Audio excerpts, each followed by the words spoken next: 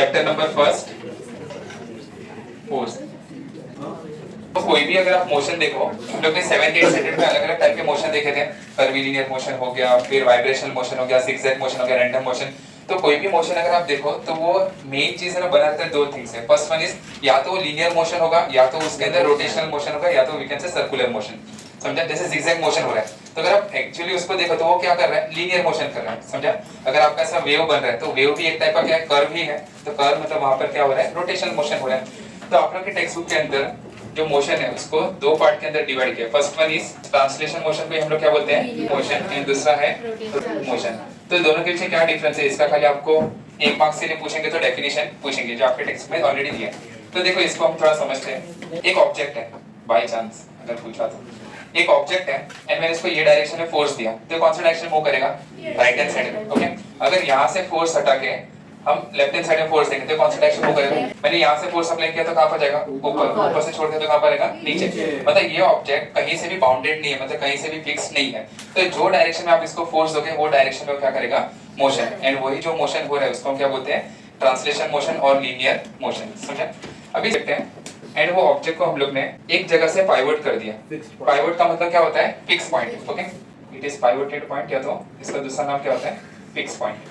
Okay, देखो अभी मैंने इसको ये डायरेक्शन में फोर्स दिया, ये राइट हैंड साइड जाएगा, क्यों नहीं जाएगा, जाएगा कि नहीं जाएगा, नहीं जाएगा क्योंकि ये कहां से एक जगह से फिक्स्ड है। अगर मैंने ये डायरेक्शन फोर्स दिया तो ये लेफ्ट हैंड साइड आएगा। तो मैं चाहता हूं कि ऑब्जेक्ट मोशन करे तो मुझे फोर्स कौन सा डायरेक्शन में देना पड़ेगा, परपेंडिकुलर या नीचे, या तो मुझे ऐसा फोर्स देना पड़ेगा नीचे से।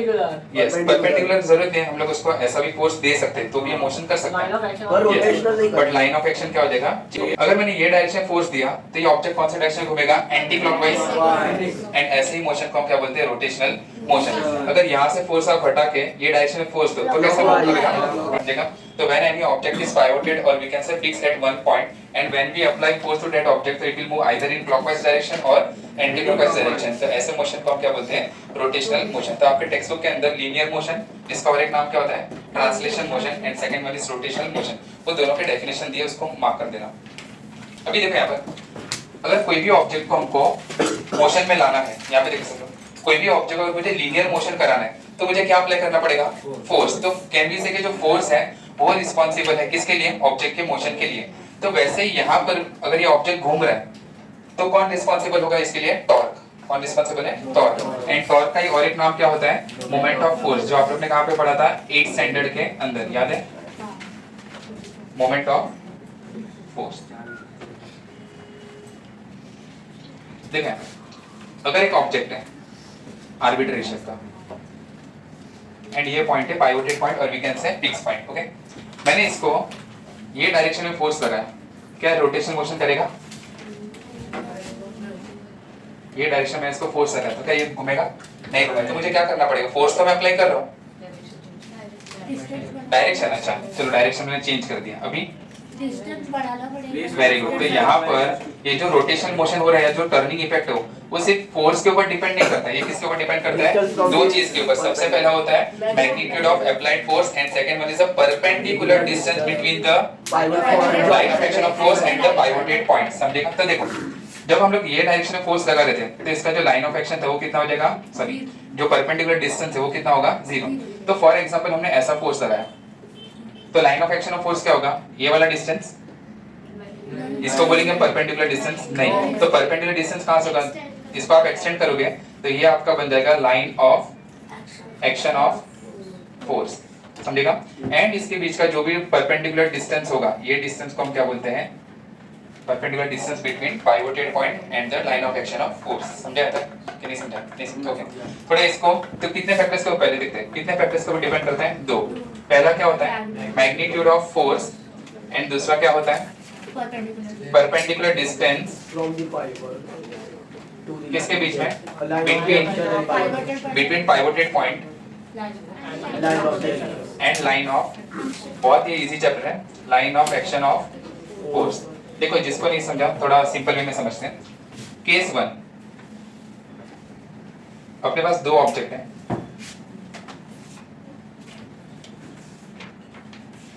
ये दोनों का पाइवोटेड पॉइंट। ओके, मैंने सेम डिस्टेंस पे यहाँ पर अज्यूम करो कि इसका डिस्टेंस है, इसका डिस्टेंस क्या है, सेम।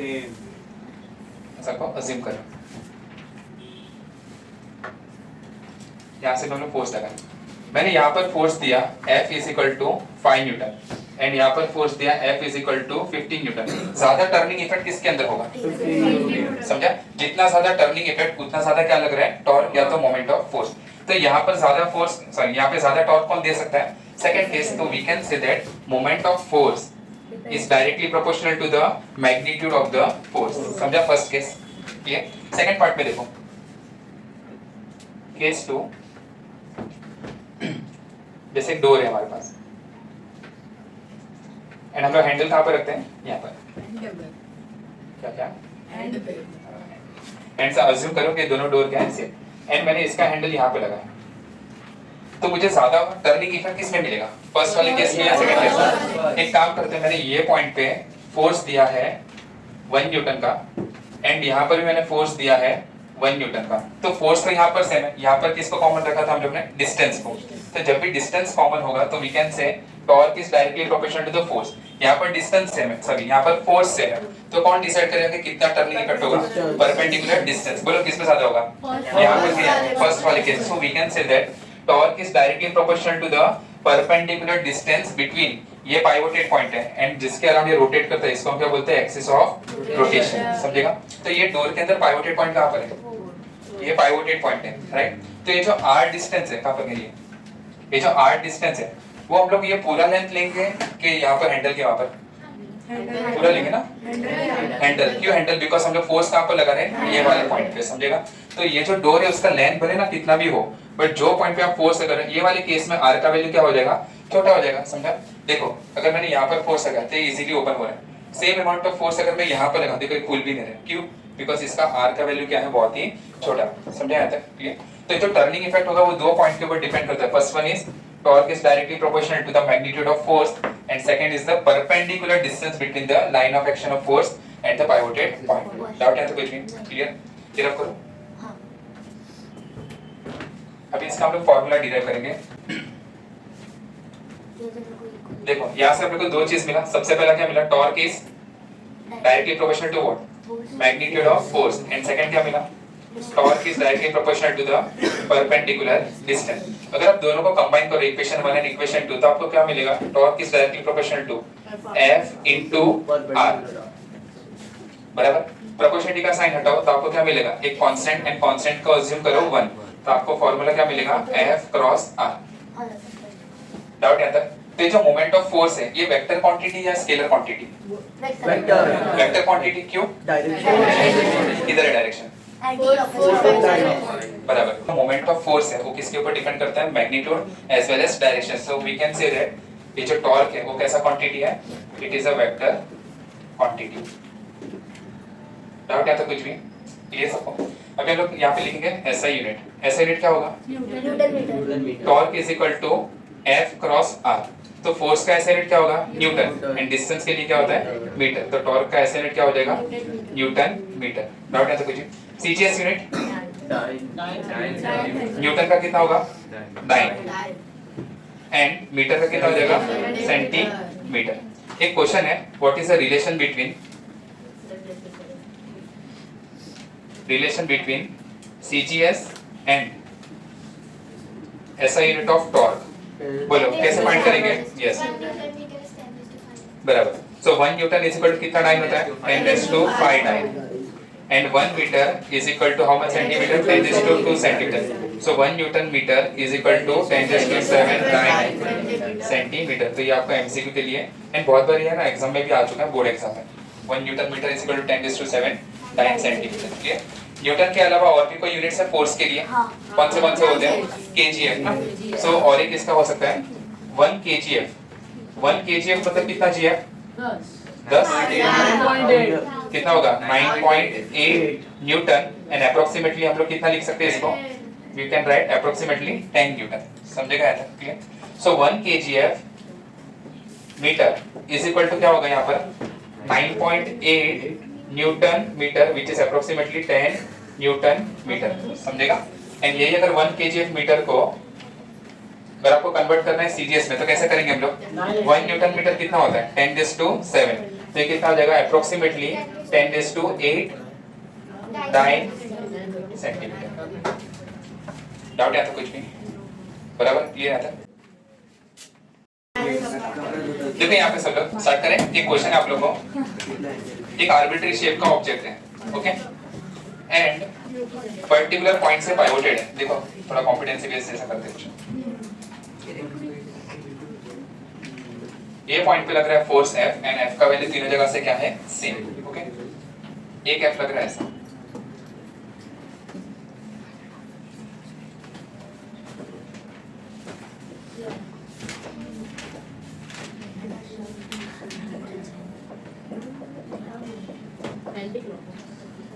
अज्यूम करो कि दोनों के तीनों के वैल्यू क्या है यहाँ पर, सेम।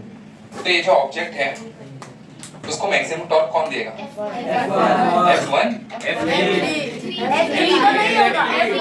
देखो, अगर आप ये दोनों के बीच का डिस्टेंस देखोगे तो इसको हम क्या बोलेंगे, D1 बराबर, एंड ये दोनों का जो डिस्टेंस है उसको हम बोलेंगे D2। अगर आप ध्यान से देखो तो पाइवोटेड पॉइंट से सबसे ज्यादा डिस्टेंस किसका है, D3 का। सो एक्चुअली आंसर होगा F3 is greater than F2 is sorry F1 is less than F2, बराबर है? क्यों? Perpendicular, very good. तो यहाँ पर है ना, इसमें ना बहुत सारे बच्चे इसके कारण भी फंस जाते हैं कि इसका वैल्यू ना दिया रहता है 50 न्यूटन एंड यहाँ पर दिया रहता है 1 न्यूटन एंड इसका वैल्यू होता है 0.5 न्यूटन। तो मल्टीप्लाई कर, तो बोला है कि सबसे ज्यादा टॉर्क कौन देगा। तो सीधी सी बात है, हमने सीखा है torque is directly proportional to what, magnitude of force. लेकिन ये कहाँ पर लग रहा है, एक्सिस ऑफ रोटेशन की तरफ। तो यहाँ पर तो ये टॉर्क दे ही नहीं पाएगा, समझेगा? तो अपने को थोड़ा अच्छे से करना है इसको। देखो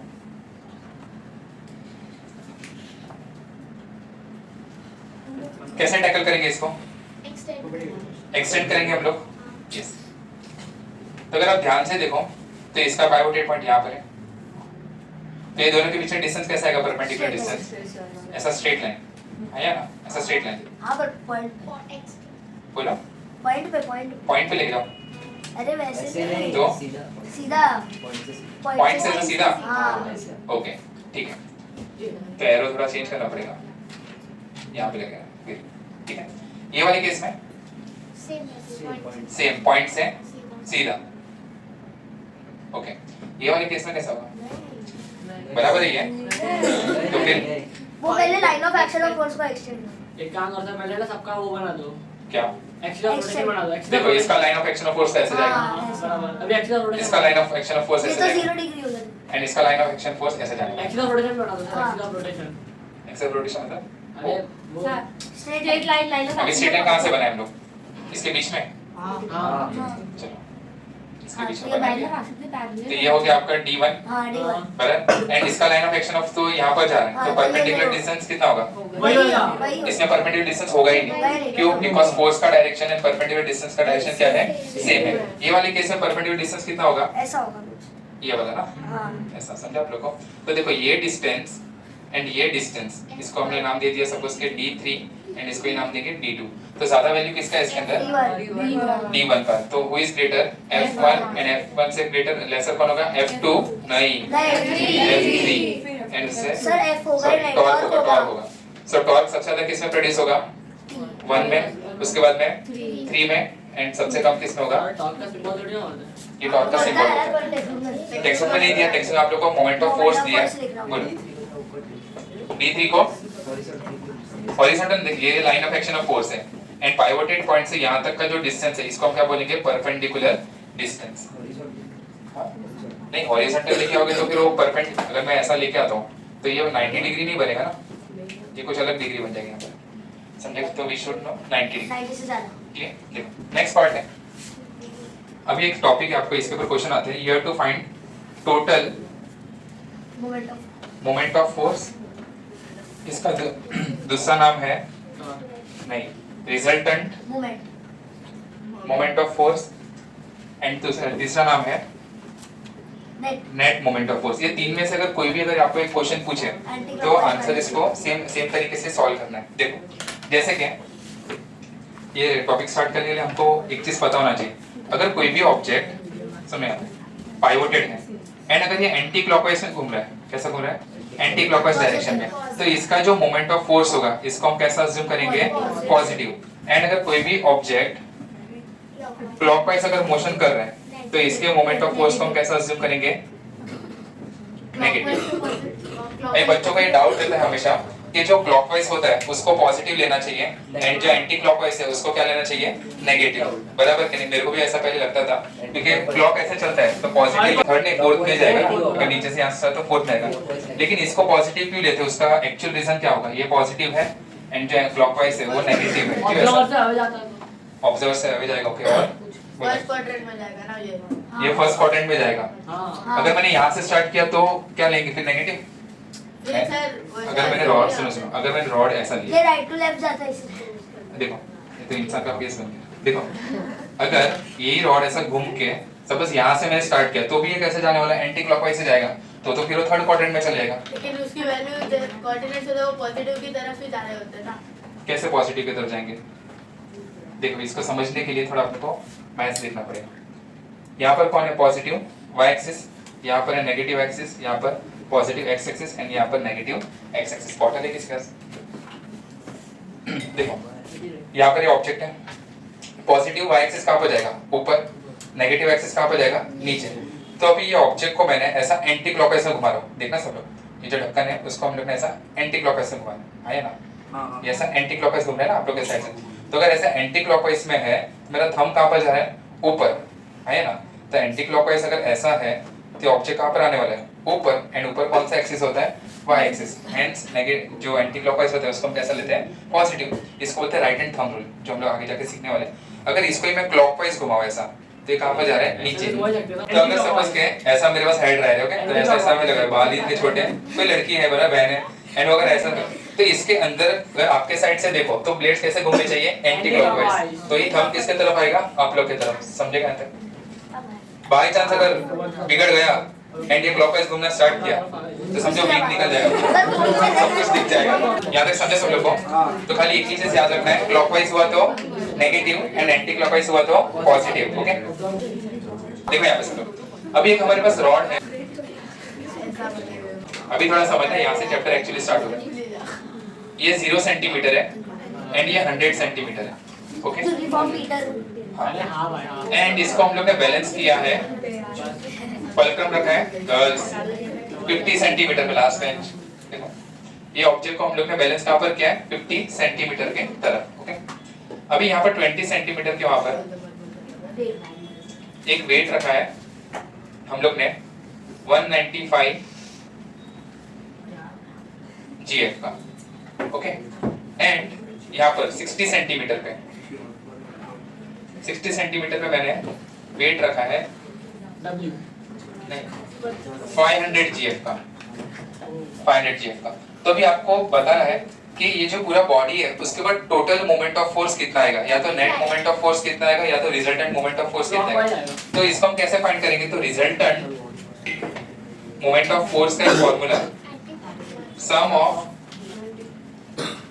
एंटी क्लॉकवाइज होगा। Clockwise moment of force plus sum of clockwise moment of force. Okay, तो देखो यहाँ पर एंटी क्लॉकवाइज कौन घुमा सकता है? लेफ्ट हैंड साइड वाला या राइट हैंड साइड वाला? एंटी का वो 195 वाला। 195 वाला। तो 195 वाला इसको कौन सा डायरेक्शन में लेके जाएगा? नीचे। मतलब बार को ऐसा घुमा सकता है कौन? 195 वाला। तो यहाँ पर मोमेंट ऑफ फोर्स का फॉर्मूला क्या होता है? तो we can say F into perpendicular distance. कहाँ से लेते हैं? From the pivoted point and to the line of action of force। हाँ, तो इसके बीच का डिस्टेंस कितना हो जाएगा? 30 सेंटीमीटर। ओके, चलो देखते हैं। तो यहाँ पर मोमेंट ऑफ फोर्स होगा 195 into 5850 very good 30 okay sorry 30 5850 plus यहाँ पर क्लॉकवाइज के लिए कितना? क्लॉकवाइज कौन घुमा सकता है? बार को ये तरफ कौन लेके आ सकता है? 500। तो यहाँ पर वैल्यू होगा 500 into pivoted point and the line of action of force कहाँ पर है? नीचे। इसके बीच का परपेंडिकुलर डिस्टेंस कितना होगा? 10 सेंटीमीटर। तो यहाँ पर होगा 10 सेंटीमीटर। बट माइनस ये कौन से डायरेक्शन में लिखे जा रहा है? क्लॉकवाइज। तो क्लॉकवाइज के लिए हम लोग क्या लिखेंगे यहाँ पर? नेगेटिव। समझा? एंड एंटी क्लॉकवाइज के लिए पॉजिटिव। तो देखते हैं फाइनल आंसर कितना होगा? ये कितना होगा? 5850 5 850 पक्का ना? हाँ बल्कि ऐसा नहीं करना, माइनस कितना हो जाएगा ये 5000, तो आंसर कितना आ रहा है 850 पॉजिटिव के नेगेटिव पॉजिटिव, एंड इसका यूनिट कितना होगा जीएफ सेंटीमीटर। ओके, अभी देखो यहाँ पर पॉजिटिव वैल्यू आया, तो पॉजिटिव मतलब ये जो पूरा रॉड है वो एंटी क्लॉकवाइज घूमेगा या क्लॉकवाइज? एंटी क्लॉकवाइज, समझेगा? तो बहुत सारे अगर आपको एग्जाम में ऐसा डायग्राम दिया है, ओके, तो बच्चे क्या करते हैं जहाँ पर फोर्स ज्यादा ना वो वैल्यू को मार्क करके आते हैं, बट ऐसा नहीं है क्योंकि आपको अभी पता है यस, और डिस्टेंस अगर सेम हो तो अलग बात है, समझेगा? तो we have to find the resultant moment of force, and वो कैसे फाइंड करेंगे? By using this formula, sum of anti clockwise moment of force plus sum of clockwise moment of force. And जब भी आप ऐसे टाइप के numericals करोगे तो आपको साइन को ऐड करना है, क्लॉकवाइज रहेगा तो नेगेटिव एंड एंटी क्लॉकवाइज रहेगा तो पॉजिटिव। क्लियर यहाँ तक? इसका फोर्स कम है इसके लिए इसका मोमेंट ऑफ फोर्स भी कम होगा, ऐसा जरूरी नहीं है, क्योंकि मोमेंट ऑफ फोर्स दो चीज के ऊपर डिपेंड करता है। पहला होता है magnitude of force and second one is perpendicular distance between pivoted point and line of action of force. ठीक है, सेकंड देखो, एक आप लोग ट्राई करना तो समझा कि नहीं समझा। देखो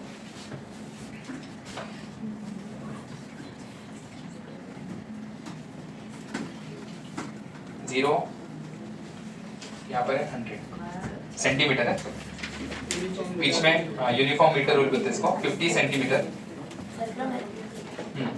यहाँ पर है बीच में 50 में, एंड यहाँ पर 10 GF, ये 100 सेंटीमीटर है, एंड यहाँ पर लग रहा है फोर्स इज इक्वल टू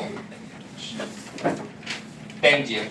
इसका ऑप्शन है 0 बी, 0 आएगा, मार्क करें 0 को, वेरी गुड। तो इसका आंसर क्या हो जाएगा 0, नहीं नहीं। देखो कैसे फाइंड करते हैं, resultant moment of force is equal to क्या होता है, sum of anti clockwise moment of force plus sum of clockwise moment of force. Okay, तो देखो एंटी क्लॉकवाइज कैसे फाइंड करेंगे, 0 से यहाँ तक का डिस्टेंस कितना होगा 50, सो फोर्स कितना है 10 GF इंटू कितना होगा 10 GF इंटू 10 GF, यहाँ पर भी कितना होगा, क्लॉकवाइज है कोई यहाँ पर क्लॉकवाइज है ही नहीं, तो इसको हम किस में लिखेंगे, एंटी क्लॉकवाइज या क्लॉकवाइज? तो यही चीज वापस यहाँ पर कितने पार्ट में ऐड हो जाएगा, दैट इज 10 इंटू 50 प्लस ये सम ऑफ क्लॉकवाइज के वैल्यू यहाँ पर कितना आ जाएगा 0 है ही नहीं, लिखोगे तो भी चलेगा। तो 50 500 प्लस 500 कितना हो जाएगा 1000 GF। पॉजिटिव क्या नेगेटिव? पॉजिटिव, मतलब पूरा रॉड कैसे घूमने वाला है, एंटी क्लॉकवाइज डायरेक्शन में। नेक्स्ट देखो, अगर मैंने इसका डायरेक्शन चेंज कर दिया क्लास ऐसा, तो 1000 वापस आंसर क्या होगा, माइनस आएगा। क्यों माइनस? बिकॉज ये कौन सा डायरेक्शन होने वाला है, या तो आप माइनस का साइन लिखो या तो ब्रैकेट में आप ऐसा लिख दो क्लॉकवाइज या एंटी क्लॉकवाइज। डाउट है तो कोई? हमें प्लस साइन ना बोले कि प्लस साइन के जगह पे एंटी क्लॉकवाइज लिखो। ठीक है, चलेगा, दोनों ही चलता है, मतलब कोई भी टीचर उसको समझ जाना चाहिए कि पॉजिटिव लिखा है मतलब वो क्या है एंटी क्लॉकवाइज, एंड नेगेटिव है मतलब वो क्या है क्लॉकवाइज। अगर आपको साइन के लिए ना बोला है तो आप लोग ब्रैकेट के अंदर माइनस में अलाउड है, पॉजिटिव में हम लोग कभी-कभी लिखना भूल जाते हैं ना, इसके लिए एंटी क्लॉकवाइज। ठीक है, अगर क्लॉकवाइज रहेगा तो आप माइनस का साइन लगा देना, एंड अगर बाकी के लिए तो नहीं लगा तो भी बाय डिफॉल्ट हो क्या आ जाएगा पॉजिटिव। अगर मुझे इसको 0 करना है क्लास, मुझे अगर इसको 0 करना है तो मुझे क्या चेंज करना पड़ेगा, ये जो फोर्स ऊपर के डायरेक्शन में जा रहा है उसको कहां पे लेके जाएंगे, नीचे के डायरेक्शन में। समझा? 0। तो ये वाले केस में आंसर कितना हो जाएगा 0। डाउट है तो कुछ नहीं समझा? रिजल्टेंट मोमेंट ऑफ फोर्स कैसे फाइंड करना है, क्लियर? तो अभी तक हम लोगों ने दो चीज किया। सबसे पहला वेरी सिंपल जो 8th स्टैंडर्ड में भी किया था, टॉर्क कैसे फाइंड करते हैं, तो एक ही फार्मूला कौन सा, force into perpendicular distance, and second कौन सा है, रिजल्टेंट मोमेंट ऑफ फोर्स या तो net moment of force.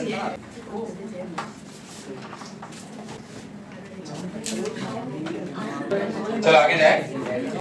See there are some examples.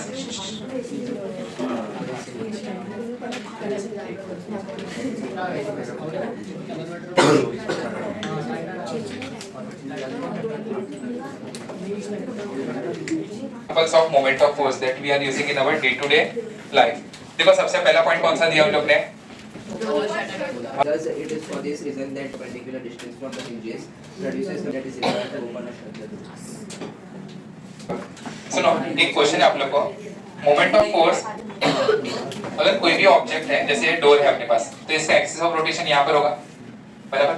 And ये जो डिस्टेंस है, ये डिस्टेंस है अपने पास r, जिसका वैल्यू है for example 2 metre, okay?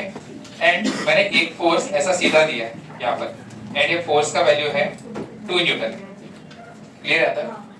And एक फोर्स मैंने थोड़ा इमेजिन करना, 3 डायमेंशन है, मैंने एक फोर्स ऐसा दिया है, एंड ये वैल्यू भी है 2 न्यूटन का, तो दोनों में से ज्यादा मोमेंट ऑफ फोर्स मतलब टर्निंग इफेक्ट कौन दे पाएगा? ये वाला। ये वाले के साथ कितने लोग हैं? राइट साइड वाले के साथ एक भी नहीं, एक भी है ना? नहीं, 1 2 एक भी 3 नहीं।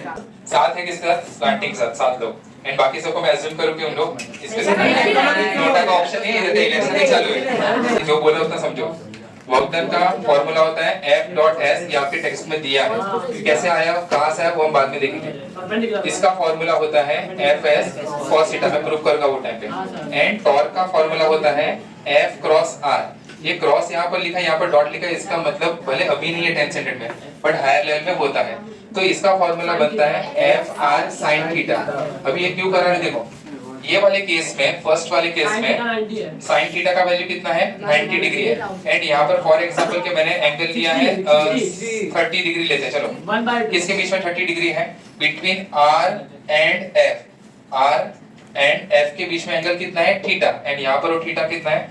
30 डिग्री, एंड ये वाले केस में थीटा कितना है? 90 डिग्री। तो पहले हम लोग ये फोर्स वाले के देखेंगे, तो टॉर्क का वैल्यू क्या होगा? FR sin थीटा, sin 90 होगा ना ये दोनों के बीच में एंगल, तो sin 90 का वैल्यू कितना होता है? 1, तो F का वैल्यू कितना दिया है? 2, एंड R का वैल्यू कितना दिया है? 2, तो इसका आंसर कितना आ रहा है? 4 न्यूटन मीटर। अभी सेकंड केस के लिए देखो, torque is equal to FR sin theta, तो ये वाले केस में F का वैल्यू कितना है? 2, R का वैल्यू कितना है? 2, एंड यहाँ पर होगा sin 30, sin 30 कितना होता है? 1/2, 2 कैंसिल, तो 2 न्यूटन मीटर। तो डिपेंड किसके ऊपर करता है पता है? एक्चुअली 3 चीज के ऊपर। टॉर्क डिपेंड करता है सबसे पहला F, दूसरा होता है परपेंडिकुलर डिस्टेंस, तीसरा होता है angle between them. Next part देखो, इसमें थोड़ा और ट्विस्ट मारते हैं। अगर हम sin थीटा ना लेकर भी कभी उसका परपेंडिकुलर डिस्टेंस, वो तो एक लॉजिक है ही, बट बाय चांस अगर आपको ऐसा ही वैल्यू दिया, अगर यहाँ से फोर्स दिया है, क्लास फोर्स दिया है 2 न्यूटन, तो यहाँ पर एंगल कितना हो जाएगा? R का डायरेक्शन इधर है, एंड दोनों के बीच एंगल कितना हो जाएगा? 180, sin 180 का वैल्यू कितना होता है? 0 नहीं, 0 होता है, cos 180 का वैल्यू -1 होता है, sin 90 1, sin 180 0, sin 270 -1, and sin 360 सब आएगा, ये 0, ये वैल्यू याद रखना। हाँ, अभी भी आ सकता है, ओके? डन नहीं आता है? देखो और एक चीज, अभी इसको थोड़ा लॉजिकली समझते हैं। देखो, मैंने अगर ये डायरेक्शन में फोर्स लगाया तो हैंडल को ये डायरेक्शन में 50 न्यूटन का, तो दरवाजा खुलेगा ये तरफ है, ये तरफ नहीं खुलेगा, नहीं खुलेगा, क्यों? एंगल 0 हो गया, तो sin 0 का वैल्यू कितना हो जाएगा? 0। रोटेशनल मोशन हो रहा है? नहीं हो रहा है। फिर धीरे धीरे इसका अगर ऐसा एंगल बढ़ाते जाओ तो देखो थोड़ा टर्निंग इफेक्ट हो रहा है, समझे? फिर अगर मैंने ऐसा फोर्स लगा थोड़ा सा, तो बहुत ज्यादा टर्निंग इफेक्ट होगा, मैक्सिमम का। 90 में सबसे ज्यादा तो डिस्टेंस भी, डिस्टेंस तो एक सेम ही पॉइंट था ना, हैंडल यहाँ पर ही ऐसे लगा, फोर्स का डिस्टेंस तो सेम ही है यहाँ पर। मैक्सिमम टॉर्क मिलेगा कब? जब थीटा का वैल्यू कितना रहेगा? 90 डिग्री। समझे यहाँ तक सब लोग को? सर में cos 360 का वैल्यू क्या होता है? cos 360 का वैल्यू sin उल्टू है। cos 0 का वैल्यू होता है 1, cos 90 का वैल्यू होता है 0, cos 180 का होता है -1, एंड cos 270 का हो जाता है 0, तो cos 360 का वापस से रिपीट करता है +1, ऐसा। तो ये आप लोगों का एंगल वाला चीज भी याद रखना है, अगर बाय चांस इसके ऊपर क्वेश्चन आया तो, समझेगा? तो टॉर्क 3 चीज के ऊपर डिपेंड करता है, first one is force, second one is perpendicular distance, and third one is the angle between. तो मैक्सिमम टॉर्क कब मिलेगा आपको? ये नोट में लिखना कहीं पर। तो टॉर्क का वैल्यू आपको मैक्सिमम कब मिलेगा? बोलो, जब F is perpendicular to what? R, and torque का वैल्यू आपको मिनिमम मतलब 0 कब मिलेगा? जब F is parallel to R और F is anti parallel to R। Anti मतलब मैं ये तरफ खींच रहा हूँ, डोर को मैंने ऐसा खींचा, ये डायरेक्शन 180 डिग्री, तो ये घूमेगा, और एक बार तो पैरेलल है।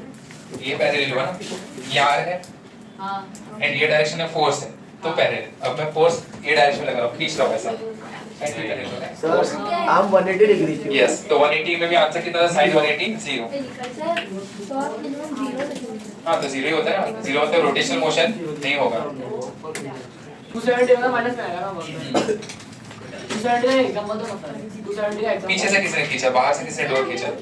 मेरा ये 90 है ना, किसी ने वो साइड से खींचा। हम लोग ऐसा बनाते हैं ना पॉजिटिव नेगेटिव, ये तो 90 हुआ तो इसके नीचे कौन होगा? 270, तो किसी ने बाहर से डोर खींचा तो torque sorry F is parallel to R और F is anti parallel to R। Parallel पता है एंगल कितना हो जाएगा? 0 एंड यहाँ पर थीटा कितना हो जाएगा? 180 डिग्री। सर लागू होएगा ना सबसे ज्यादा आएगा ना साइन 0 0। सर बाहर की खींचे पर खुद से तो सही अंदर पर नेगेटिव साइड हुआ। यस, एग्जांपल तो आप लोग को था ना 8 सेंटीमीटर में भी। पहला एग्जांपल कौन सा था? डोर का। तो डोर का हैंडल हम लोग कहाँ पर लगाते हैं? हेलो सर देखो सर, फर्स्ट केस में क्या थी आप लोग को? डोर के बारे में बोला है, राइट? सो डोर का जो भी हैंडल होता है या तो लॉक होता है वो हम लोग कहाँ पर लगाते हैं? Away from the pivoted point. क्यों पाइवोटेड पॉइंट कहाँ पर है? ये एक्सिस ऑफ रोटेशन, ये पॉइंट पे अपना पाइवोटेड पॉइंट।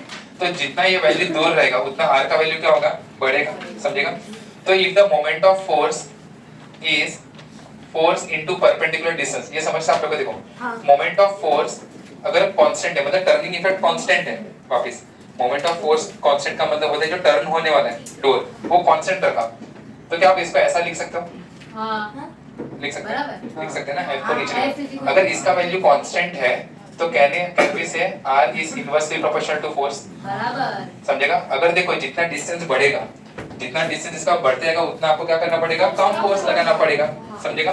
तो जितना R का वैल्यू ज्यादा, फॉर एग्जांपल मैं ये यहाँ पर पॉइंट लगा रहा हूँ पॉइंट A पे एंड दूसरा पॉइंट लगा रहा हूँ पॉइंट B पे, तो कहाँ पर फोर्स का वैल्यू मुझे ज्यादा लगाना पड़ेगा? ज्यादा लगाना पड़ेगा, ज्यादा A पे। क्यों? बिकॉज यहाँ पर इसका डिस्टेंस क्या है? कम है। तो जहाँ पर डिस्टेंस कम होगा वहाँ पर फोर्स मुझे ज्यादा लगाना पड़ेगा, समझेगा? डाउट है तो कुछ। सेकंड पॉइंट क्या दिया हम लोग ने? तो ये आपको पता है वो पहले के टाइम पे चटनी दे रहे, इसका एक्सिस ऑफ रोटेशन कहाँ पर होगा? Axis of rotation, very good, centre में इसका एक्सिस ऑफ रोटेशन होगा। एंड हम लोग उसके जो हैंडल रहते हैं वो कहाँ पर लगाते हैं? रिम पे, रिम या तो आउटर साइड, यस और नो? एंड फिर ऐसे एंटी क्लॉकवाइज से घूमेगा। जितना डिस्टेंस यहाँ पर ज्यादा होगा उतना मुझे कम फोर्स लगाना पड़ेगा। यस, आप लोग को पता है बहुत सारी जगह पर है ना, बहुत सारी जगह पर गांव में ये सारी चीज, अभी यहाँ पे तो ये सब नहीं, अभी तो सीधा आशीर्वाद आटा ही आता है। हाँ तो देखो अभी ना बहुत सारी जगह पर गांव में अगर एक फैमिली के अंदर बहुत सारे लोग हैं, 20-25 लोग हैं, तो एक औरत कब तक ये ऐसा सुबह से शाम पीसती रहेगी ना तो भी खत्म नहीं, वो पीस जाएगी लेकिन आटा खत्म नहीं करती।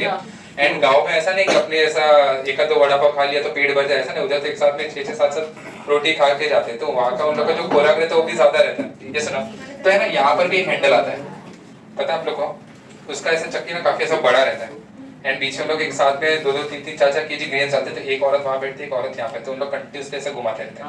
फोर्स कम लगेगा। यस, तो फोर्स भी कम लगेगा एंड एक ही इंसान भी इतना ज्यादा घुमा पाएगा इसके लिए। नेक्स्ट है थर्ड पार्ट कौन सा दिया? Steering wheel. तो एक स्टीयरिंग व्हील है इतना सा एंड दूसरा स्टीयरिंग व्हील है इतना, तो किसमें ज्यादा टर्निंग इफेक्ट जल्दी होगा? बस वाले किसमें? आपने देखा जो हैवी बस ड्राइवर होते हैं या तो जो ट्रक ड्राइवर होते हैं इतना बड़ा बड़ा सा पूरा 100 के टन मार देता, तभी जाके वो टायर ऐसे थोड़े ये सब। और देखो सो जितना आर का वैल्यू ज्यादा उतना फोर्स मुझे क्या लगाना पड़ेगा? कम लगाना। नहीं अभी अगर छोटा सा है राइट स्टीयरिंग व्हील, तब एंड इतना बड़ा अगर ये है ट्रक है तो आपको लार्ज अमाउंट ऑफ फोर्स लगाना पड़ेगा तब भी जाके थोड़ा सा टर्निंग होगा। एंड इसके अंदर कैसा अगर बड़ा सा ये रहेगा स्टीयरिंग व्हील तो आपने दूर से थोड़ा भी फोर्स लगा दे तो वो इजीली टर्न होगा, समझा कि नहीं समझा? अगर बाई चांस के मालूम पड़ा कि मुझे सामने एक्सीडेंट होने वाला है एंड ये छोटा सा स्टीयरिंग व्हील है, ऐसा पूरा घुमा दिया ना हाथ में आ जाएगा। तो इसके लिए हमें क्या करना, थोड़ा बड़ा है ताकि ऐसा अच्छे से टर्न मार। चलो फोर्थ पॉइंट, बाइसिकल में कितने व्हील होते हैं? Total 4, yes sir? 2 होते हैं। जो आगे का व्हील होता है उसको हम क्या बोलते हैं? Front wheel. सेकंड जो पीछे होता है इसको हम क्या बोलते हैं? Rear wheel. ओके, अभी इन दोनों को किससे कनेक्ट करेंगे? चेन से, है ना? वो तो बाइक में होता है, इसमें भी होता है, साइकिल में भी चेन नहीं होता। ये है टूथ व्हील मतलब फ्रंट व्हील, ओके, एंड ये है रियर व्हील मतलब पीछे का। तो इसका एक्सिस ऑफ रोटेशन होगा यहाँ पर 1, नहीं दोनों सेम साइज के थोड़ी ना होते हैं। साइकिल में जो आगे जहाँ पर आप लोग पेडल लगाते हो उसका डायमीटर बड़ा होता है एंड यहाँ पर नहीं भाई गियर वाले नहीं, दूध वाले का साइकिल है क्या गियर देखो यहाँ पर हम लोग ने क्या लगाया पेडल। अभी देखो यहाँ पर सपोज कि पेडल का साइज मैंने बहुत ही छोटा कर दिया तो आपको लार्ज अमाउंट ऑफ फोर्स लगाना पड़ेगा एंड जितना लार्ज अमाउंट ऑफ फोर्स लगाओगे बाई चांस पता चला एक पेडल निकल गया एक साइड से क्लियर। या तो अगर सपोज कि इसका डिस्टेंस मैंने बहुत ही ज्यादा कर दिया बहुत ही ज्यादा तो क्या होगा पता है आप तो फोर्स कम लगाना पड़ेगा लेकिन चलाओगे कैसे। अगर आप ऐसा चला रहे हो मालूम पड़ा कि उसका पेडल इतना ऊपर तक ही है बहुत ऊपर तक आएगा समझेगा कैसे। तो इसको हम लोग ने बहुत ही तो ऐसा इमेजिन मत करो मालूम पड़ा कि ऐसा बाइक चला रहे हैं एंड ये पावर इधर से सब तक जा रहा है लेकिन इट्स नॉट पॉसिबल। सो हम लोग क्या करते हैं इसको इस तरह से डिजाइन करते हैं कि फोर्स भी कम लगाना पड़े एंड जो पेडल का साइज है वो भी मुझे ज्यादा बड़ा है तो छोटा करना ना पड़े समझेगा। बाद में नेक्स्ट कौन सा दिया है स्पेनर। स्पेनर तो आप लोग सबको पता है नट बोल्ट को ओपन करने के लिए यस यस यस। कैसे रहता है स्पेनर। टेम्परेचर कम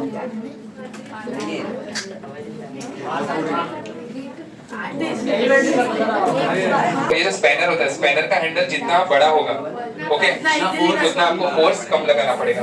6 वाला कौन सा है जैक स्क्रू आप सबको पता है क्या होता है जैक स्क्रू।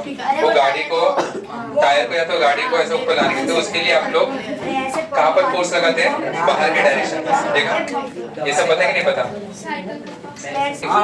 ये वाला नहीं वो पैर वाला एक और एक होता है देखिए इसका और एक एग्जांपल है हो सकता है इसमें एग्जाम में आ जाए कि घर पे किसी सीविंग मशीन रहता है तो पैर से जो तो वो फोर्स भी कहाँ पर लगाते हैं हम लोग बाहर के साइड ही लगाते हैं पता है कि नहीं पता। घर पे सीविंग मशीन नहीं है। देखो 2 टाइप के होते हैं एक का है ना पीछे यहाँ से पाइवोटेड पॉइंट रहता है वाले डायरेक्शन में फोर्स लगाते हैं क्यों बिकॉज यहाँ पर पाइवोटेड पॉइंट से डिस्टेंस क्या है काफी ज्यादा है समझे। इसका दूसरा भी एक तरीका होता है एक है ना ऐसा रहता है ऐसा। तो जैसे आप यहाँ पर से फोर्स लगाओगे ना तो वो पूरा मोटर घूमता है सीविंग मशीन का तो सब लोग फोर्स है ना यहाँ पर लगाते हैं यहाँ पर क्यों बिकॉज जितना आप दूर लगाओगे उतना आपको फोर्स कम लगाना पड़ेगा। ये पार्ट खत्म हुआ।